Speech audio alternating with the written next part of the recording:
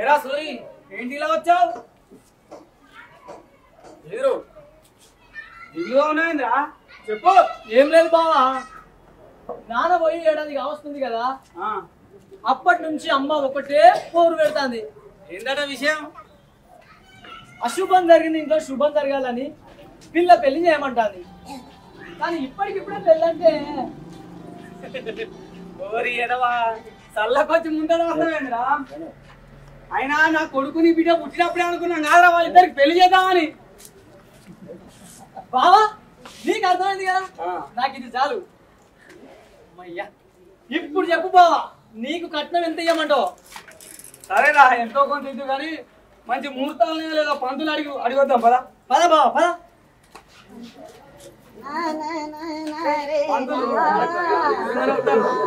నమస్కారం పంతులు గారు. అయ్యా, నా కూతుర్ని వీడి కొడుకించి పెళ్లి చేద్దామని మంచి ముహూర్తం కోసం వచ్చామయ్యా. జాతకాలు అవి మీలాంటి చదువుకునే వాళ్ళ దగ్గర అంటే కానీ మా దగ్గర అనుకుంటాయ్యా. అయ్యా, నా కూతురు పేరు శ్రీలక్ష్మి, వీడి కొడుకు పేరు రమేష్. వచ్చే శుక్రవారం ఉదయం 11 గంటలకి దివ్యమైన ముహూర్తం ఉంది, పోయి పెళ్లి పనులు చూసుకోకండి. సంగవారం అవసరం లేదు, పెళ్లి తర్వాతనే తీసుకుంటాను. మంచిది మంచిది. పెళ్లి పక్క అందరిని పిలవాలి, పెళ్లి ధూమ్ధాంగా చేయాలి.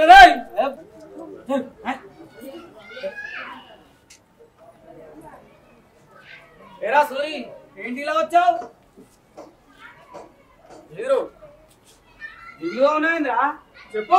ఏం లేదు బావా, నాన్న పోయి ఏడాది కావస్తుంది కదా, అప్పటి నుంచి అమ్మ ఒకటే పోరు పెడుతుంది. ఏందట విషయం? అశుభం జరిగింది, ఇంట్లో శుభం జరగాలని పిల్ల పెళ్లి చేయమంటాది. కానీ ఇప్పటికిప్పుడే పెళ్ళంటే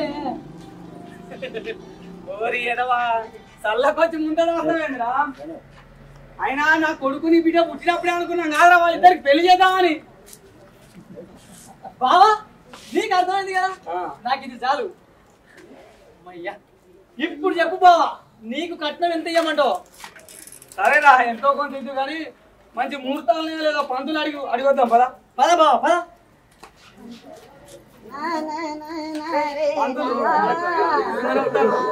నమస్కారం పంతులు గారు. అయ్యా, నా కూతుర్ని వీడి కొడుకించి పెళ్లి చేద్దామని మంచి ముహూర్తం కోసం వచ్చామయ్యా. జాతకాలు అవి మీలాంటి చదువుకునే వాళ్ళ దగ్గర అంటే కానీ మా దగ్గర అనుకుంటాయ్యా. అయ్యా, నా కూతురు పేరు శ్రీలక్ష్మి, వీడి కొడుకు పేరు రమేష్. వచ్చే శుక్రవారం ఉదయం 11 గంటలకి దివ్యమైన ముహూర్తం ఉంది, పోయి పెళ్లి పనులు చూసుకోకండి. సంగవారం అవసరం లేదు, పెళ్లి తర్వాతనే తీసుకుంటాను. మంచిది మంచిది. పెళ్లి పక్క అందరిని పిలవాలి, పెళ్లి ధూమ్ధాంగా చేయాలి. ఒప్పుకోలేకపోతే మరి చెప్తాను. అవి సూరి ఏది బాగా హుషారుగా ఉన్నారు. నమస్కారం మాస్టర్ గారు. నమస్తే నమస్తే. ఏది మాస్టరు, నా కొడుక్కి దీని బిడ్డ నుంచి పెళ్లి చేద్దాం అనుకుంటాను. పెళ్లి 4 రోజులలో ఉన్నది మాస్టర్, మీరు తప్పక మాస్టర్. మీకు ఏమన్నా పిచ్చి పట్టిందా? చిన్న పిల్లలకి పెళ్లిళ్ళు ఏంటయా? ఏందయ్యా, నేను శుభాన్ని మా కొడుకు పెళ్లి చేద్దామంటే మీరు తిట్టబడి, లేకుంటే మీరు చేసే పిచ్చి పనికి తిట్టకుండా మెచ్చుకోమంటారా మిమ్మల్ని? చిన్న పిల్లలకి పెళ్లిళ్ళు చేస్తే తప్పు, అది నేరం కూడా. అందుకే నేను చెప్తున్నా, పెళ్లి మానే. నువ్వు చెప్పేది చిన్న పిల్లలు, చిన్న పిల్లలు ఇంతకంటే చిన్న వయసులో నా పెళ్లి అయింది, వీడి పెళ్లి కూడా అయింది. భలే చెప్తున్నావే. మాటలు పట్టుకుంటా. అరే తోరణాలు పట్టుకురా. పంతులు గారు అన్ని మొట్టినా తుమ్మ చూసుకో, పిల్లలు తీసుకొచ్చి ముహూర్తం దాటిపోతుంది. అందరూ వచ్చినట్టుగా అందరూ ఏం తక్కువ లేదుగా. ఏం తక్కువ లేదు, అందరు వచ్చి. ఏం చేశారు గారు, ఏమైంది? చిన్న పిల్లలకు చిన్న వయసులో పెళ్లి చేస్తున్నందుకు మిమ్మల్ని అరెస్ట్ చేస్తున్నా. ఏం చేశారు గారు, మీరు ఏం తప్పు చేసినా అని మమ్మల్ని అరెస్ట్ చేస్తారు. మీరు ఈ మాసాలు మాటలు పట్టుకొని మమ్మల్ని అరెస్ట్ చేయడానికి వచ్చిందా? మొట్టమొదటి నుంచి చూస్తాను, మా ఈ పెళ్లి జరగడమే ఇష్టం లేదు. ఈ మాస్టర్ మా ఎంబడే పడతాను. 12 ఏళ్ల అమ్మాయికి 17 ఏళ్ల అబ్బాయికి పెళ్లి చేస్తే వాళ్ళు ఎట్లా కలిసి ఉంటారు చెప్పండి? ఈ విషయం వీళ్ళందరికంటే మీకే ఎక్కువ తెలుసుంటుంది అనుకున్నా. మీరే తప్పు చేస్తున్నారు. 18 ఏళ్ళ అమ్మాయికి 18 ఏళ్ళు, అబ్బాయికి 21 ఏళ్ళు.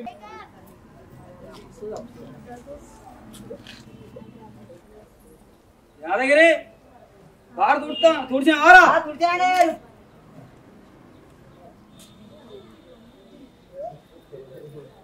అరే ఏంటిదిరా కారు మీద రెట్టేంటిదిరా? అయ్యగారు ఇంత తుడిచినప్పుడు లేదండి అయ్యగారు. అవ్వద్దా అవ్వద్దా చూడురా చూడు 2 బిడ్డ నరాలు తీస్తా. 2 కొడుక పాలు తాగినారా? తాగిన డాడీ. చదువుకో చదువుకో. 2 బాగున్నారా? అట్లా బయటకు వెళ్తున్నా, మీరు ఇక్కడ కనబడితే కలిసిపోదాం వచ్చా. 2 మీ అబ్బాయి మా అబ్బాయి చాలా బాగా చదువుతున్నాడే. కాన్వెంట్ చదువుతాడు, మన చదువుతాడు. 2 మీ అబ్బాయి తప్పు చదువుతున్నాడండి. 2 4 ఇది కరెక్ట్ బాబు, బాగా చెప్పావు. 2 4 సుబ్బారావు గారు. వేలకు వేలు ఫీజు పెట్టి చదివిస్తుంటే అయినా నిన్ను కాదండి పని చేయమంటే శాత కాదు. కానీ 2 రోజుల్లో 4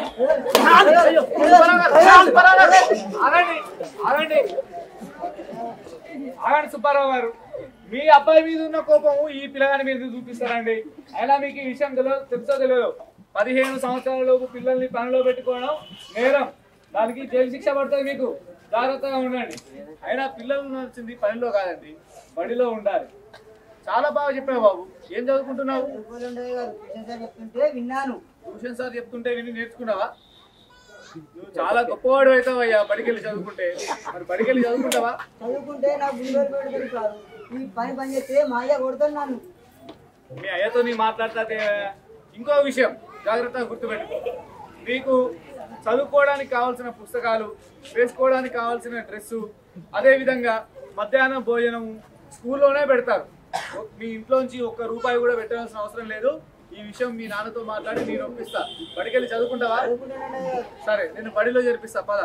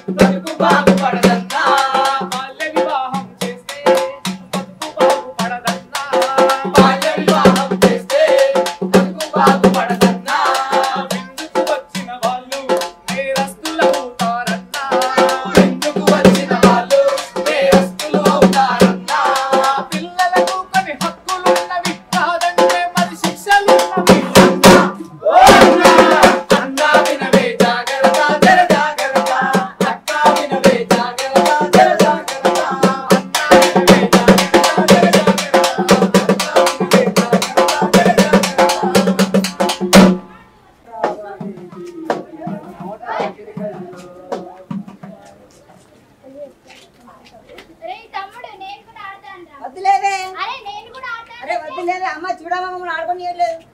మొగ పోరగాలతో నీకేం ఆటలే పోయ్యా బోలు పో. అప్పుడే చేసేసానమ్మా. అట్లయితే నేను బట్టలు ఉన్నాయి పిండు పో. ఏంటమ్మా ఎప్పటికీ నాకే ఏదో ఒక పని చెప్తుంటావు.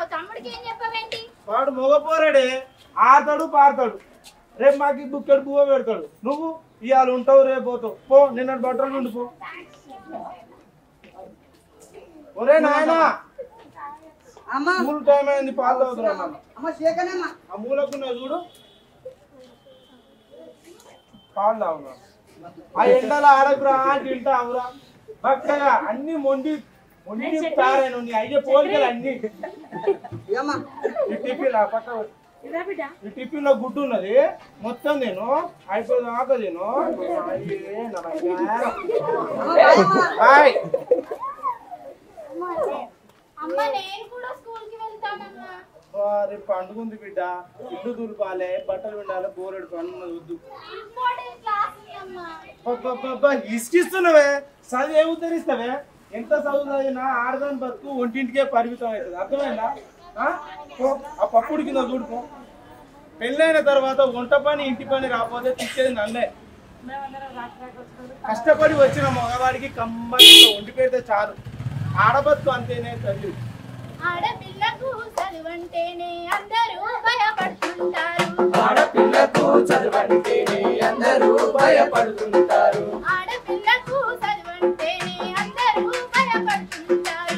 ఆడపిల్లకు చదువంటేనే అందరూ భయపడుతుంటారు. ఏమి పాపం చేసిమి నీవు చందమామ, మమ్ములెందుకు చదివించలేదే చందమామ.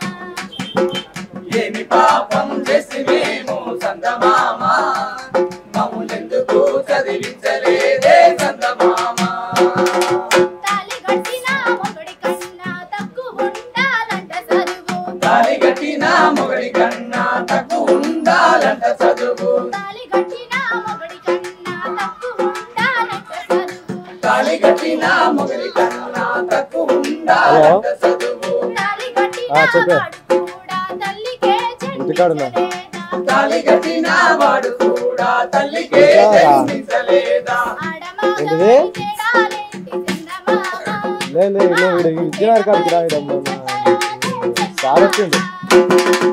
ఆడపిల్లకు చదువంటే అందరూ భయపడుతుంటారు.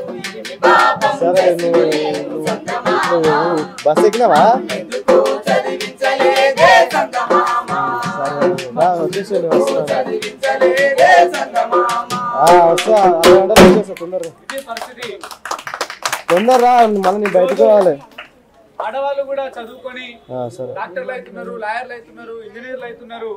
సరే అన్ని రంగాలలో ఆడవాళ్ళు రాణిస్తున్నారు. కాబట్టి ఆడవాళ్ళు కూడా సాధించింది ఏమీ లేదు. వాళ్ళకి కావాల్సింది ఏంటంటే మనం వెనక నుండి ధైర్యాన్ని ఇవ్వాలి, ప్రోత్సహించాలి.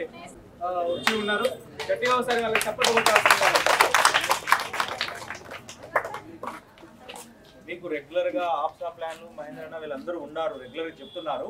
అయినా కూడా మమ్మల్ని ప్రత్యేకంగా ఆడుతూ పాడుతూ మీరు చెప్తే బాగా ఎక్కుతుంది వాళ్ళకి, మీరు రండి అనేసి ప్రత్యేకంగా మమ్మల్ని పిలుచుకొని వచ్చారు. ఎందుకంటే మామూలుగా కూర్చొని ఇంటి దగ్గర పోయి చెప్పడం ఒక విధం అయితే ఇది ఒక విధం కాబట్టి దానికి మేము ప్రత్యేకంగా వచ్చామన్నమాట. ఇంకోటి ఏం డౌట్స్ ఉన్నా మీకు, ఎలాగో ప్లాన్ వాళ్ళు ఉన్నారు, మహేంద్ర ఉన్నారు, మీరు రెగ్యులర్గా వెళ్తే అడగచ్చు. ఏం డౌట్స్ ఉన్నా కూడా అన్నీ క్లియర్ అయిపోతాయి.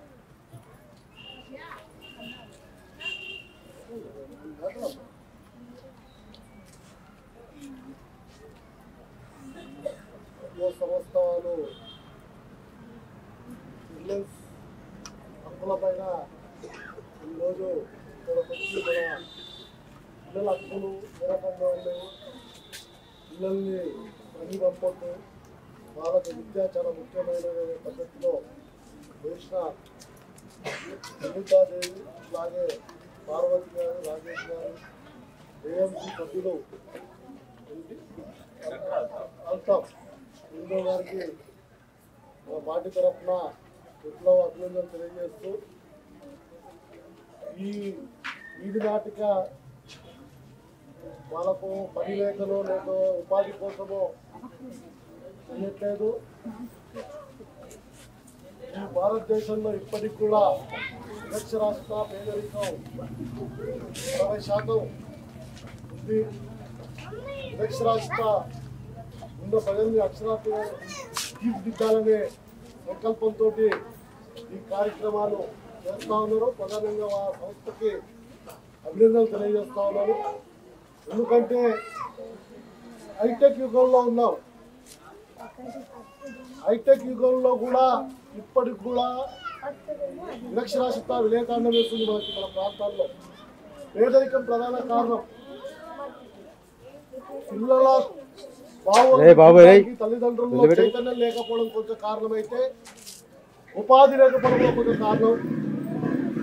ఇవన్నీ కూడా పిల్లల భవిష్యత్తుని నాశనం చేసి వాళ్ళ పిల్లల కన్నామా పెంచామా వాళ్ళ పెళ్లి చేసినామనేతోటే తల్లిదండ్రుల బాధ్యత కొంచెం తీసుకునే ప్రయత్నాలు చేస్తూ ఉన్నారు. అది కరెక్ట్ పద్ధతి కాదు. వాళ్ళ చైతన్యవంతం చేసి వాళ్ళలో చైతన్యాన్ని పెంచి సమాజం పట్ల వాళ్ళ దృక్పథాన్ని పెంచే పద్ధతిలో ఉండాలి. సమాజాన్ని అర్థం చేసుకునే పద్ధతిలో వాళ్ళని పెంచాలి. ఏ బాల కార్మికులైనా చట్టాలు అనేక పద్ధతి చెప్తా ఉన్నాయి. బాల కార్మిక వ్యవస్థను నిర్మూలించాలని చెప్పేసి మనం గతంలో మన బతుకమ్మ కుంటల్లో అసలు స్కూల్ అనేది లేకుండే. దాని తర్వాత మనం చేసిన చైతన్యవంతుల కొంచెం విద్యావంతులైన పిల్లలు దాన్ని మరింత ముందుకు తీసుకెళ్ళి అట్లాగే బాల వివాహం గతంలో దాసరవాళ్ళకి సంబంధించిన కానీ అట్లాగే జంగాలు పెంచులకు సంబంధించిన వాళ్ళు బాల్య వివాహాలు చాలా ఎక్కువ చేసేవాళ్ళు. దాన్ని ఇప్పుడు తగ్గించుకున్నాం. అదేవిధంగా ఇంకా రాబోయే రోజుల్లో అదే రకంగా ముందుకు తీసుకెళ్ళాలి. పిల్లలు చదువుకుంటే వాళ్ళ భవిష్యత్తు ముందు పోతుంది. వాళ్ళ భవిష్యత్తుని వాళ్ళు నిలబెట్టుకునే వాళ్ళు అవుతారు. బాల్య వివాహాలు చేసడం వల్ల వాళ్ళ భవిష్యత్తును బంగారు భవిష్యత్తుని నాశనం చేసిన వాళ్ళు అవుతాం. కాబట్టి మనం వాళ్ళ చైతన్యత మనం ఏ తల్లిదండ్రులైనా పిల్లలకు అనేది వాళ్ళ భవిష్యత్తు కోసం వాళ్ళ భవిష్యత్తుని మనము చేతులారా భవిష్యత్తు ఖరాబ్ చేస్తే వాళ్ళు మనలానే వాళ్ళు కూడా పిల్లలు తయారవుతారు. కాబట్టి ఆ రకంగా కాకుండా వాళ్ళ విద్యావంతుల్ని చైతన్యవంతులు చేసి ఈ సమాజం పట్ల వాళ్ళని చైతన్యవంతంగా తీసుకుంటానికి మీ తోడు ఉంటేనే పిల్లలు ఆ రకంగా భవిష్యత్తు ఉంటుంది.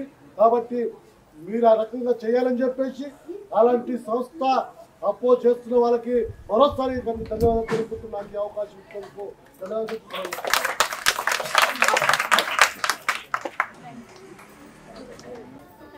ఈ టైంకి అసలు ఎవరు ఉన్నారు ఉన్న వాళ్ళైనా కానీ వచ్చి ఇక్కడ వరకు వచ్చి మేము ఇస్తున్నటువంటి ప్రదర్శన ఏదైతుందో ముందుకు తీసుకెళ్లాలన్న ఉద్దేశం ప్రోత్సహించినందుకు చాలా మీరు ఏం చూసారో పిల్లలు మీరు అందరూ వెళ్ళి మీ అమ్మ వాళ్ళకి మీ చుట్టుపక్కల ఉన్న వాళ్ళందరూ చెప్పాలి. సరేనా? మీ ప్రోగ్రామే ఇది.